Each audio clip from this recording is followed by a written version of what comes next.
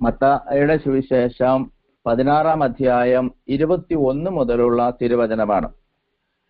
അപ്പോൾ മുതൽ യേശു തനിക്ക് ജെറൂസലേമിലേക്ക് പോകേണ്ടിയിരിക്കുന്നുവെന്നും ശ്രേഷ്ഠന്മാരിൽ നിന്നും പ്രധാന പുരോഹിതന്മാരിൽ നിന്നും നിയമജ്ഞന്മാരിൽ നിന്നും വളരെയേറെ സഹിക്കേണ്ടി വരുമെന്നും അവൻ താൻ വധിക്കപ്പെടുമെന്നും എന്നാൽ 3-ാം ദിവസം ഉയർത്തപ്പെടേണ്ടിയിരിക്കുന്നുവെന്നും ശിഷ്യന്മാരെ അറിയിച്ചു തുടങ്ങി.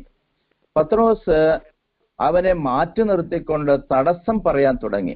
ദൈവം കനിയട്ടെ, കർത്താവേ, ഇതൊരിക്കലും നിനക്ക് സംഭവിക്കാതിരിക്കട്ടെ.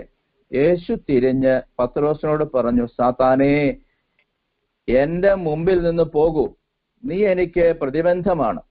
നിന്റെ ചിന്ത ദൈവികമല്ല, മാനുഷികമാണ്.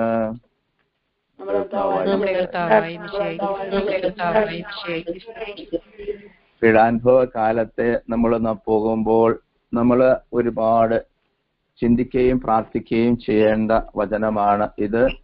അതിനോട് തുടർന്നുള്ള കാര്യങ്ങളെല്ലാം നമ്മൾ കുറച്ചുകൂടെ വായിക്കുന്നുണ്ട്, നമ്മൾ ചിന്തിക്കുന്നുണ്ട്. ദൈവത്തിന്റെ കരുണയാൽ ആശ്രയിച്ചുകൊണ്ട് ഈശോ എന്താണ് ആഗ്രഹിക്കുന്നത് എന്നത് ചിന്തിച്ചുകൊണ്ട് നമുക്ക് മുന്നോട്ട് പോകാം. ഇന്ന് തരുന്ന സന്ദേശം പീഡാനുഭവത്തെ കുറിച്ച് പറയുമ്പോൾ ഉണ്ടാകുന്ന തടസ്സം പറയുന്ന പത്രോസിനെയാണ് നമ്മളിവിടെ കാണുന്നത്. അതിന് തൊട്ടു മുമ്പുള്ള വായനയില് പറയുന്നുണ്ട്, പത്രോസിന്റെ വിശ്വാസ പ്രഖ്യാപനം തൊട്ടു മുമ്പ് പറയുന്നുണ്ട്. മത്തായിയുടെ സുവിശേഷം 16-ാം അധ്യായം 13 മുതലുള്ള കാര്യങ്ങൾ പറയുന്നുണ്ട്. അപ്പൊ ഈശോ പത്രോസിനോട് ശിഷ്യന്മാരോട് പറയുന്നുണ്ട്, മനുഷ്യപുത്രൻ ആരാണെന്നാണ് നിങ്ങൾ പറയുന്നത്?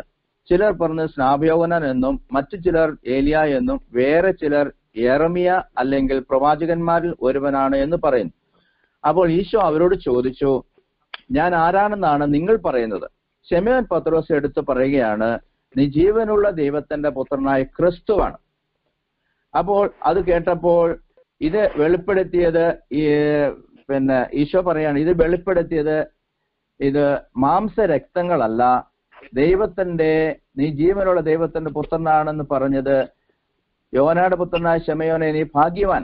മാംസരക്തങ്ങളല്ല, സ്വർഗസ്ഥനായ എന്റെ പിതാവാണ് ഇത് നിനക്ക് വെളിപ്പെടുത്തി തന്നത് എന്ന് ഈശോ പറയുന്നുണ്ട്. അപ്പോൾ വീണ്ടും പറയാണ്, നീ പത്രോസാണ്, ഈ പാറമേൽ എന്റെ സഭ സ്ഥാപിക്കും, നരക കവാടങ്ങൾ അതിനെ പ്രബലപ്പെടുകയില്ല, സ്വർഗരാജ്യത്തിന്റെ താക്കോൽ നിനക്ക് ഞാൻ തരും. വലിയ വലിയ വാഗ്ദാനങ്ങളാണ് കർത്താവ് പത്രോസിന് കൊടുക്കുന്നത്. നീ ഭൂമിയിൽ കെട്ടുന്നതെല്ലാം സ്വർഗത്തിലും കെട്ടപ്പെട്ടിരിക്കും, നീ ഭൂമിയിൽ അഴിക്കുന്നതെല്ലാം സ്വർഗത്തിലും അഴിക്കപ്പെട്ടിരിക്കും. അപ്പൊ വളരെയേറെ വാഗ്ദാനങ്ങൾ കൊടുത്തു കഴിഞ്ഞപ്പോൾ പത്രോസിന് സ്വന്തമായിട്ട് തന്നെ അവനൊരു അഹങ്കാരം ഉള്ളിൽ തന്നെ വരും. ഞാൻ ആരോ ആണ് എന്നുള്ളൊരു ചിന്തയാണ്.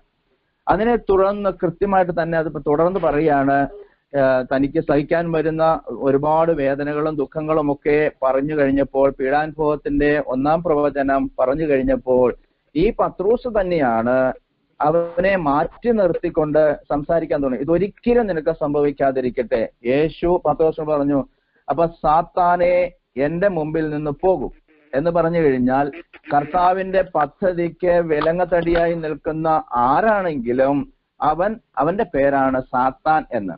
അപ്പൊ അതുകൊണ്ട് ദൈവത്തിന്റെ പദ്ധതി നമ്മുടെ ജീവിതത്തിലും ഉടനീളം നമ്മുടെ ജീവിതത്തിലും ഒക്കെ സംഭവിച്ചു കഴിയുമ്പോൾ നമ്മൾ ചിന്തിക്കേണ്ടത് അത് ദൈവ പരിപാലനയിൽ ദൈവത്തിന്റെ ഇഷ്ടം എന്നിൽ നിറവേറാൻ വേണ്ടി ഉള്ള ഒരു പദ്ധതിയാണ്.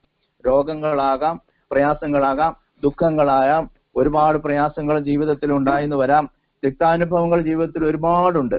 അതൊക്കെ സംഭവിക്കുമ്പോൾ അത് ദൈവത്തിന്റെ ഇഷ്ടമാണ്. ദൈവം അറിയാതെ, എന്നെ കൂടാതെ നിനക്ക് ഒന്നും ചെയ്യാൻ പറ്റില്ല, ദൈവം കൂടാതെ ഒന്നും ചെയ്യാൻ പറ്റില്ല. ദൈവം അറിയാതെ nothing will happen without the knowledge of God. ദൈവം അറിയാതെ ഒന്നും സംഭവിക്കില്ല. ദൈവത്തെ കൂടാതെ നമുക്കൊന്നും ചെയ്യാനും പറ്റില്ല. വീണ്ടും തുടർന്ന് ഈശോ പറയാണ്, ആരെങ്കിലും എന്നെ അനുഗമിക്കാൻ ആഗ്രഹിക്കുന്നവൻ അവൻ തന്നെ പരിത്യജിക്കണം, അതിന്റെ കുരിശെടുക്കണം, എന്നെ അനുഗമിക്കണം. അതാണ് പറയുന്നത്. പൂർണ്ണമായിട്ടുള്ള സമർപ്പണമാണ്. തന്നെ പരിത്യജിക്കണം, തന്റെ കുരിശെടുക്കണം. കുരിശെടുത്ത് അവിടെ മാറ്റി വെച്ചിട്ട് നിന്നെ സുഖമായിട്ട് നിന്നെ പരിപാലിച്ചോളാം എന്നുള്ള അല്ല പറയുന്നത്. ഈശോ പറയുന്നുണ്ട്, നിന്റെ കുരിശ്, നിനക്ക് തന്നിരിക്കുന്ന കുരിശ് അത് ആർക്കും കൊടുക്കാൻ പറ്റില്ല. ആ കുരിശ് എടുത്തുകൊണ്ട് എന്നെ അനുഗമിക്കുക. ആരെങ്കിലും സ്വജീവന് വേണ്ടി, എന്നാൽ ആരെങ്കിലും എനിക്ക് വേണ്ടി സ്വജീവൻ നഷ്ടപ്പെടുത്തിയാൽ അത് അവന് കണ്ടെത്തും. ഈ ലോകം മുഴുവനും നേടിയാലും സ്വന്തം ആത്മാവിനെ നഷ്ടപ്പെടുത്തിയാൽ എന്താണ് പ്രയോജനം എന്ന് കൂടി കൂട്ടിച്ചേർക്കുന്നു.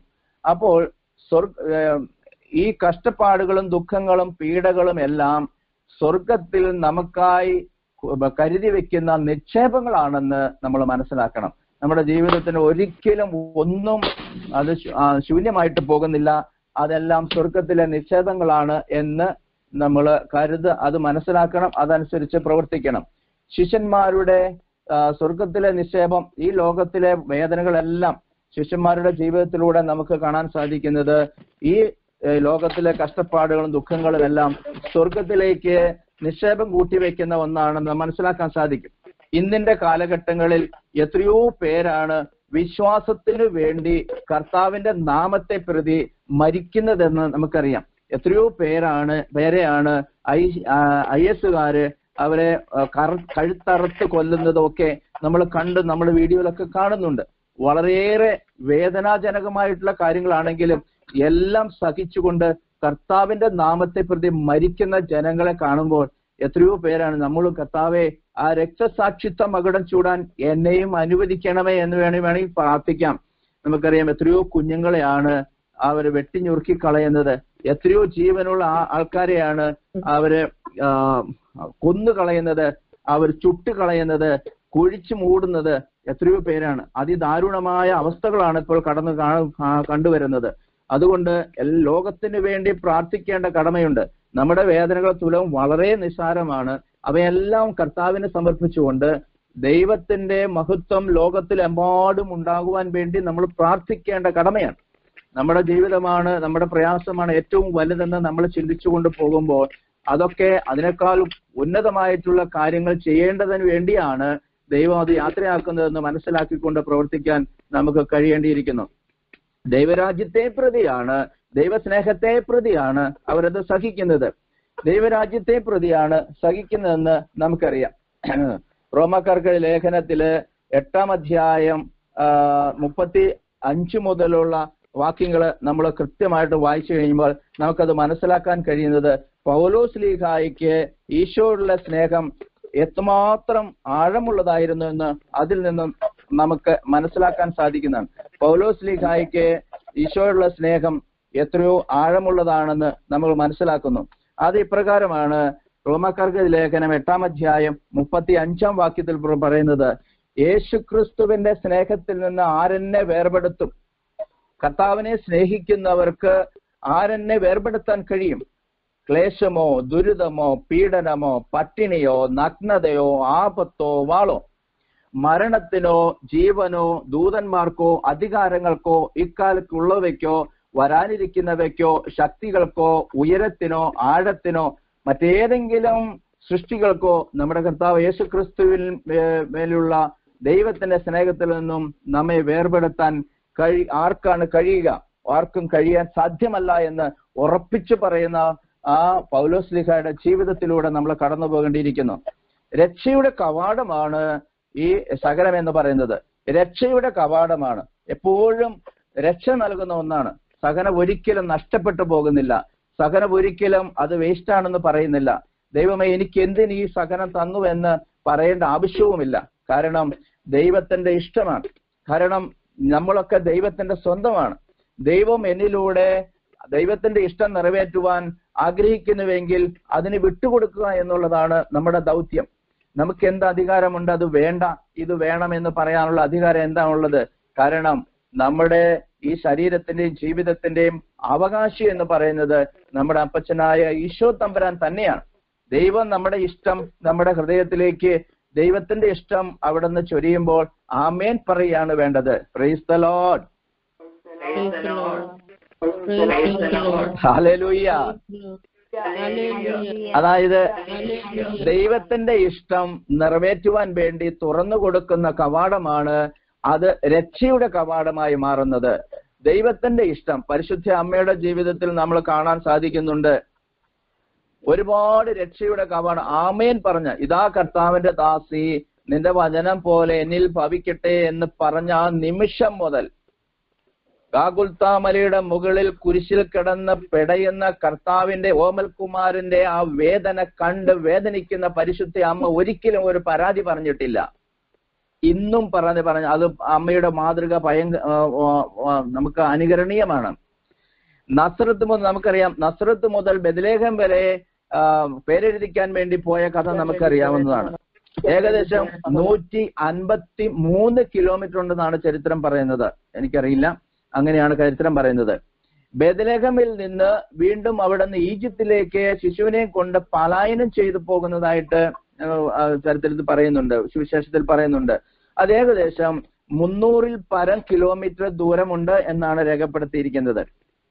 അത് ഈ 300 കിലോമീറ്റർ നേരം കഴുതപ്പുറത്ത് ഈ അമ്മയും കുഞ്ഞു പൈതലിനെയും കൊണ്ട് പോകുന്ന ഒരു സ്ഥിതി ഒന്ന് ചിന്തിച്ചു നോക്കിക്കേ. അത് യാതൊരു വഴികളുണ്ടായില്ല, ഒരാശ്രയം ഉണ്ടായില്ല, കാട്ടുമൃഗങ്ങളോ അല്ലെങ്കിൽ അപകട സ്ഥിതികളോ ഒക്കെ ഉണ്ടായിരുന്നിരിക്കാം. ഭക്ഷണം ഉണ്ടായോ അറിയില്ല, എത്ര ദിവസം കൊണ്ട് അവിടെ എത്തുന്നതെന്നോ അറിയില്ല. ഒന്ന് ചിന്തിച്ചു നോക്കിയാൽ അമ്മയുടെ ആ പാലായനം, ഈജിപ്തിലേക്കുള്ള പാലായനം, തിരുക്കുടുംബത്തിന്റെ പാലായനം ഒന്ന് ആലോചിച്ചു കഴിഞ്ഞാൽ നമുക്ക് എന്തുമാത്രം ഒരു ആശ്വാസം അരുളുന്ന ഒന്നാണെന്ന് മനസ്സിലാക്കാം. അതിനുശേഷം നമുക്കറിയാം 7 വർഷക്കാലം ഈജിപ്തിൽ താമസിക്കുന്നതായിട്ട് അറിയാം. 7 വർഷക്കാലം അവിടെ തിരിഞ്ഞിട്ട് വീണ്ടും തിരിച്ചു വരുന്ന, സ്വദേശത്തേക്ക് തിരിച്ചു വരുന്ന പരിശുദ്ധ അമ്മയുടെ ജീവിതം ഒരു കംപ്ലൈന്റ് കൂടാതെ, ഒരു പരാതിയും കൂടാതെ സ്വീകരിച്ച ആ വലിയ ത്യാഗമാണ് കണ്ടത്. ഇനി നമ്മൾ കാണുന്നുണ്ട് പരിശുദ്ധ അമ്മയുടെ ജീവിതത്തിലേക്ക് എന്തെല്ലാം ക്ലേശങ്ങൾ ഉണ്ടായി. നമുക്കറിയാം 7 വ്യാകുലങ്ങൾ പരിശുദ്ധ അമ്മയുടെ ജീവിതത്തിലേക്ക് കടന്നു വന്ന്, ഒന്നാമത്തെ വ്യാകുലം ഇതാണ്, ശമയോന്റെ പ്രവചനമാണ്. നിന്റെ ഹൃദയത്തിൽ ഒരു വാൾ കടക്കും എന്ന് പറയുന്ന പ്രവചനം എല്ലാം മൗനമായി സ്വീകരിക്കുന്ന പരിശുദ്ധ അമ്മ. രണ്ടാമത്തേത് ഈജിപ്തിലേക്കുള്ള പാലായനമാണ്. അത് മത്തായിയുടെ സുവിശേഷം 2:13-18 കാണുന്നുണ്ട്. മൂന്നാമത്തേത് വ്യാകുലങ്ങൾ പറയുന്നുണ്ട്. വ്യാകുലങ്ങളിൽ മൂന്നാമത്തേത് ഈശോയെ 12ാമത്തെ വയസ്സിൽ കാണാതെ പോകുന്ന രംഗമാണ്. ഈശോയെ കാണാതെ പോവുക എന്ന് പറഞ്ഞാൽ കുഞ്ഞിനെ കാണാതെ പോകുന്ന ഒരു അമ്മയുടെ മനസ്സിലുള്ള വേദന എത്രമാത്രമാണെന്നറിയാം. നാലാമത്തേത് കുരിശും വഹിച്ചുകൊണ്ട് നീങ്ങുന്ന തന്റെ ഓമൽ കുമാരനെ കണ്ട് കൂടിക്കാണിച്ച അത് വലിയ വേദനാജനകമായ ആയിരുന്നു. അഞ്ചാമത്തേത് നാം കാണുന്നത് ഈശോയുടെ കുരിശു മരണമാണ്. കുരിശിൽ തൂങ്ങിക്കിടക്കുന്ന ഈ ഈശോയെ കണ്ട് ആ അമ്മയുടെ മനോവേദന എത്ര ആഴമുള്ളതാണെന്ന് ഒരിക്കലും വിവരിക്കാൻ ആർക്കും സാധ്യമല്ല. നമ്മൾ കുരിശിന്റെ വഴിയിലൂടെ കടന്നുപോയ സമയങ്ങളിലാണ് ഇതെല്ലാം നമ്മൾ ഓർക്കുന്നത്. ആറാമത്തേത് നമ്മൾ കാണുന്നത് ഈശോയുടെ തിരുശരീരം മാതാവിന്റെ മടിയിൽ കിടത്തുന്ന രംഗമാണ്. ഒരു അമ്മയുടെ ഹൃദയം എന്തുമാത്രം വിങ്ങിപ്പൊട്ടിയിട്ടുണ്ടാകുമെന്ന് ചിന്തിച്ചു നോക്കുക.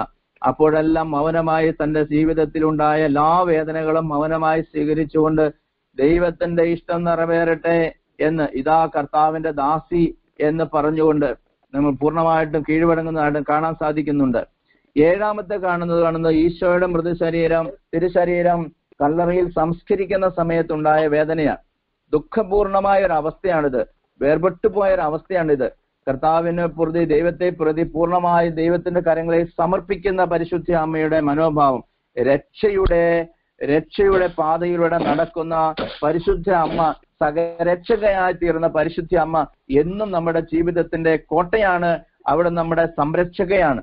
കാരണം നമ്മുടെ ജീവിതത്തിന് എപ്പോഴും നമ്മൾ ജീവിക്കുന്ന നമ്മുടെ സാഹചര്യങ്ങളിൽ ഉണ്ടാകുന്ന വേദനകളെല്ലാം തുലനം ചെയ്യുമ്പോൾ അമ്മയുടെ വേദനയോ ഈശോയുടെ വേദനയോട് ചേർക്കുമ്പോൾ ഒരു നിഴല് മാത്രമേ സംഭവിക്കുന്നുള്ളൂ. കുരിശിന്റെ വഴി ദുഃഖപൂർണമാണെങ്കിലും അത് രക്ഷാകരമാണെന്ന് നമ്മൾ മനസ്സിലാക്കാം.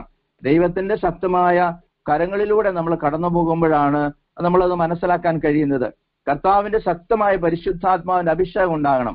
അതായത് നമ്മുടെ ജീവിതത്തിൽ ഉണ്ടാകുന്ന എല്ലാ കാര്യങ്ങളും ദൈവത്തിന്റെ ഇഷ്ടമാണെന്ന് മനസ്സിലാക്കി അത് സ്വയം സ്വീകരിക്കാനുള്ള ഒരു മനസ്സാണ് ആവശ്യമായിരിക്കുന്നത്.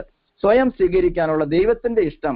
ഈശോ എന്താണെന്ന് കഴിഞ്ഞ പ്രഭാഷണത്തിൽ ഞാൻ പറയുണ്ടായി. കാരണം ഈശോ ആരാണ് എന്ന ചിന്തയിൽ നമ്മൾ ചിന്തിക്കും, പലപ്പോഴും ഞാൻ ചോദിക്കാറുണ്ട്. അപ്പോൾ പറയും രക്ഷകനാണ്, എന്റെ പരിപാലകനാണ്, എന്റെ സർവസ്വമാണ് എന്നൊക്കെ പറയണേ. പക്ഷെ എനിക്ക് ഈശോ ആരാണെന്ന് ചോദിച്ചു കഴിഞ്ഞാൽ എന്റെ അപ്പനാണ്. സ്വർഗസ്നായ ഞങ്ങളുടെ പിതാവേ എന്ന് പഠിപ്പിച്ച കർത്താവ് ദൈവത്തെ അപ്പാ എന്ന് വിളിക്കാൻ പഠിപ്പിച്ച പ്രാർത്ഥനയാണ്. അപ്പൊ ദൈവത്തെ അപ്പാ എന്ന് വിളിക്കാൻ പറഞ്ഞുകൊണ്ട് വരുമ്പോൾ നമുക്ക് മനസ്സിലാക്കാം നമ്മുടെ വേദനകൾ, എന്റെ അപ്പൻ തരുന്ന വേദനകൾ എന്റെ വിശുദ്ധീകരണത്തിന് വേണ്ടി തന്നതാണ്.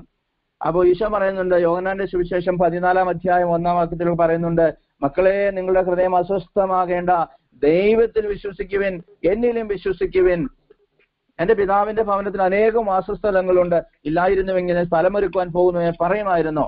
ഞാൻ പോയി സ്ഥലമൊരുക്കി കഴിയുമ്പോൾ ഞാൻ ആയിരിക്കുന്നിടത്ത് നിങ്ങളും ആയിരിക്കേണ്ടതിന് ഞാൻ വന്ന് നിങ്ങളെ കൂട്ടിക്കൊണ്ടു പോകും. കർത്താവിന്റെ അനന്തമായ സ്നേഹമാണ്.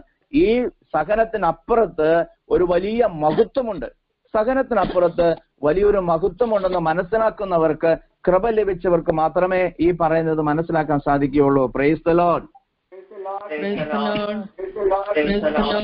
ഇനി നമ്മൾ കാണുന്നത് നമ്മുടെ സഹനത്തെ ദൈവത്തിന്റെ ഇഷ്ടമനുസരിച്ചാണ് നടക്കുന്നത് എന്നുള്ള, ദൈവേഷ്ടം നിറവേറട്ടെ, ദൈവത്തിന്റെ പദ്ധതി അനുസരിച്ച് നിറവേറട്ടെ എന്ന് പറയാനുള്ള ശക്തി നമുക്ക് കാണണം. നമ്മുടെ സഹനങ്ങളിൽ ദൈവത്തെ കണ്ടെത്താൻ കഴിയണം. നമ്മുടെ സഹനത്തിലൂടെ ദൈവത്തെ കണ്ടെത്താൻ കഴിയണം എന്നുള്ളതാണ് ഒരു സത്യം. ഒരു ഉദാഹരണത്തിന്, ഞാൻ കഴിഞ്ഞ ദിവസം ഒരു വീട് വെഞ്ചരിക്കാനായിട്ട്, ഒരു വലിയ പുതിയ വീടാണ്, ആ വീട് വെഞ്ചരിക്കാനായിട്ട് ചെന്ന് കഴിഞ്ഞപ്പോൾ 2ാം നിലയുടെ ഒരു മുറിയില് ഒരു കുഞ്ഞ് കിടക്കുന്നതായിട്ട് കണ്ടു.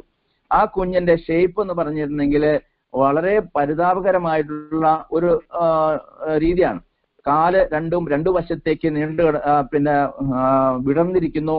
അതുപോലെ കൈയൊക്കെ ആണെങ്കിൽ പിരിഞ്ഞിരിക്കുന്നു.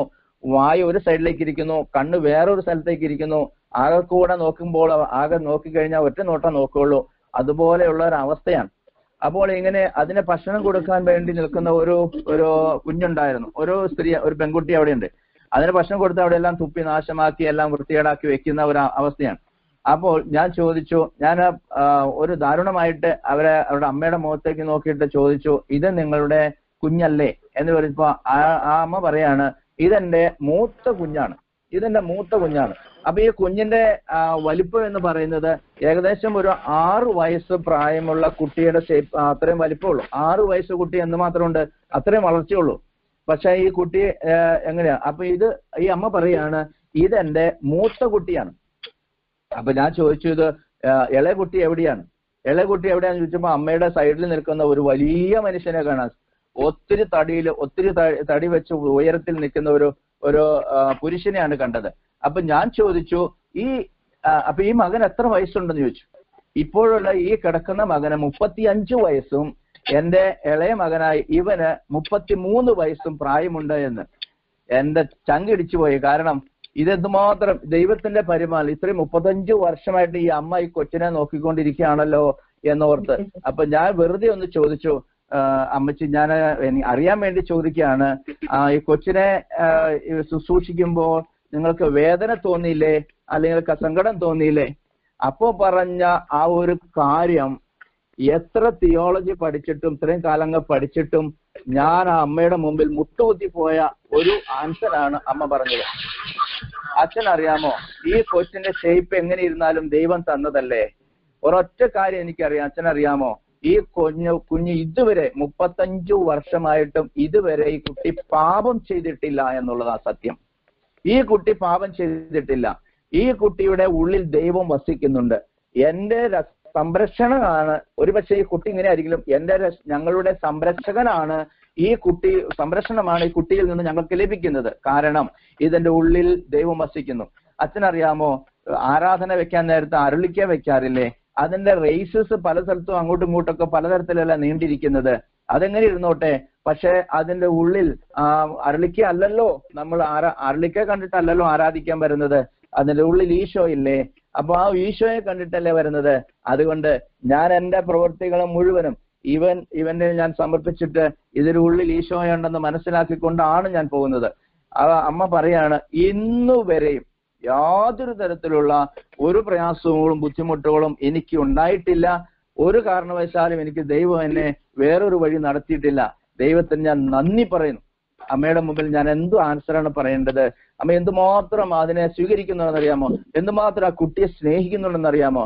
അവർക്ക് പണമുണ്ട്, അവർക്ക് പ്രതാപമുണ്ട്, അവർക്ക് ജോലിയുണ്ട്, എല്ലാ കാര്യങ്ങളും ഭംഗിയായി ക്രമീകരിക്കുന്ന ശക്തമായ ദൈവത്തിന്റെ സാന്നിധ്യം അതുവഴി കാണാനിടയായപ്പോൾ ഞാൻ ഒരിക്കലും മറക്കാതെ എന്റെ ഹൃദയത്തിലേക്ക് ഇറങ്ങി വന്നിട്ടുള്ള ഒരു വലിയ സംഭവമാണ് എന്ന് മനസ്സിലാക്കുക. ഒരിക്കലും മറക്കാൻ പറ്റില്ലാത്ത ഒരു സംഭവമാണ്. ആ അമ്മയുടെ വലിയ തിയോളജി എന്തുമാത്രമാണ്. ഞാൻ എത്ര തിയോളജി പഠിച്ചിട്ട് എനിക്ക് അത്രമാത്രം വളരാൻ പറ്റിയിട്ടില്ല. അപ്പൊ അതുകൊണ്ടാണ് പറയുന്നത്, മറ്റുള്ളവരിൽ ദൈവത്തെ കാണാനുള്ള ഒരു വലിയ മനോഭാവം, മറ്റുള്ളവരുടെ വേദനകളിൽ സഹകരിച്ച് അവരോട് കൂടെ ആയിരിക്കാനുള്ള ഒരു മനോഭാവം, അവരുടെ നന്മ മാത്രം ആഗ്രഹിക്കുന്നത്, അവരെ സഹായിക്കുന്നത്. അതാണ് പറയുന്നത്, ഒരു സഹനത്തിലൂടെ ദൈവത്തെ കണ്ടെത്താൻ കഴിയുന്ന ഒരു മനോഭാവം. സഹനത്തിലൂടെ ദൈവത്തെ കണ്ടെത്താൻ സാധിക്കണം. Praise the Lord. യേശയ്യായുടെ പുസ്തകം 30-ാം അധ്യായത്തില് 20-ാം വാക്യത്തിൽ നമ്മൾ വായിക്കുന്നുണ്ട്. യേശയ്യ പറയുന്നുണ്ട്, കർത്താവ് എനിക്ക് കഷ്ടതയുടെ അപ്പവും ക്ലേശങ്ങളുടെ ജലവും തന്നാലും എന്റെ ഗുരു എന്നിൽ നിന്നും ഒരിക്കലും മറഞ്ഞിരിക്കുകയില്ല. എന്റെ നയനങ്ങൾ നിന്റെ ഗുരുവിനെ ദർശിക്കും. Praise the Lord. എപ്പോഴും ദൈവത്തെ കാണാനുള്ള ഒരു വലിയ വഴി എന്ന് പറയുന്നത് സഹനമാണ്. സഹനമില്ലാതെ ദൈവത്തെ കണ്ടെത്തുക സാധ്യമല്ല. സഹനമില്ലാതെ ദൈവത്തെ കണ്ടെത്തുക ഒരിക്കലും സാധ്യമല്ല എന്ന് നമ്മൾ മനസ്സിലാക്കണം. അതുകൊണ്ട് സഹനം ദൈവത്തിന്റെ സമ്മാനമാണ്. അത് സ്വീകരിക്കാനുള്ള ഒരു മനോഭാവം, അത് സ്വർഗത്തിലേക്കുള്ള കവാടമാണ്. അത് വേണ്ട എന്ന് പറയുന്നവൻ ഒരിക്കലും രക്ഷ പ്രാപിക്കുക സാധ്യമല്ല. നമുക്ക് ഒരുമിച്ചൊന്ന് സ്തുതിച്ച് പ്രാർത്ഥിച്ച് ഈശോയുടെ ആശീർവാദം സ്വീകരിക്കാം. എല്ലാവരും ചേർന്ന് സ്തുതിച്ച് പ്രാർത്ഥിക്കുക. Hallelujah, hallelujah, hallelujah. അങ്ങയുടെ കൃപകൾ ഞങ്ങളെ നിറയ്ക്കണമേ, അങ്ങയുടെ ശക്തിയാൽ ഞങ്ങളെ നിറയ്ക്കണമേ. ഹല ഹല ഹല ഹല ഹല. ആത്മാവെ ഞങ്ങളെ നയിക്കണമേ, ആത്മാവെ ഞങ്ങളെ ശക്തിപ്പെടുത്തണമേ, പരിശുദ്ധാത്മാവെ അഭിഷേകം ചെയ്യണമേ. Hallelujah, hallelujah, hallelujah. വചനത്താൽ ഞങ്ങൾക്ക് ശക്തി നൽകണമേ. വചനം ആഘോഷിക്കുവാനും വചനം ജീവിക്കുവാനും ഞങ്ങളെ പഠിപ്പിക്കണമേ. മാതാവെ ഞങ്ങൾ എല്ലാവർക്കും വേണ്ടി പ്രാർത്ഥിക്കണമേ, പ്രാർത്ഥിക്കണമേ, പ്രാർത്ഥിക്കണമേ. കൈകൾ കൂപ്പി ഈശോയുടെ ആശീർവാദം സ്വീകരിക്കാം. യേശു ക്രിസ്തുവിന്റെ നാമത്തിൽ തിരുവചനത്തിന്റെ ശക്തിയാൽ, കൂദാശകളുടെ ശക്തിയാൽ, പരിശുദ്ധാത്മാഭിഷേകത്താൽ കർത്താവെ എല്ലാ കുടുംബങ്ങളെയും, മക്കളെയും, മാതാപിതാക്കളെയും, കൊച്ചുകുട്ടികളെയും, യുവതിയുവാക്കളെയും, വിദ്യാർത്ഥിനികളെയും അനുഗ്രഹിച്ച് ആശീർവദിക്കണമേ. നമ്മുടെ കർത്താവ് യേശു മിശിഹായുടെ കൃപയും പിതാവായ ദൈവത്തിന്റെ സ്നേഹവും പരിശുദ്ധാത്മാവിന്റെ സഹവാസവും നാം എല്ലാവരോടും കൂടി ഉണ്ടായിരിക്കട്ടെ, ഇപ്പോഴും എപ്പോഴും എന്നേക്കും.